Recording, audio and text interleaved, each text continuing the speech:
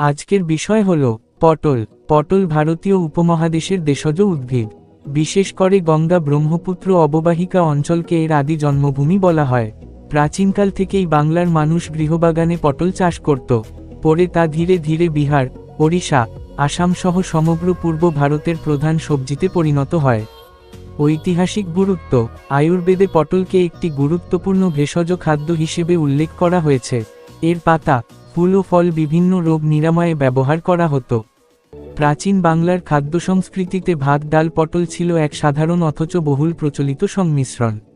পুষ্টিগুণ ও ব্যবহার। পটল হালকা, সহজপাচ্য এবং ভিটামিন এ, ভিটামিন সি, লোহা ও খনিজে সমৃদ্ধ। প্রাচীনকাল থেকে জ্বর, হজমের সমস্যা ও চর্মরোগে পটলের ব্যবহার প্রচলিত। রান্নায় ভাজা, ঝোল, দম, ডাল কিংবা মিষ্টান্ন, যেমন পটলের দোলমা, তৈরিতে ব্যবহার হয়।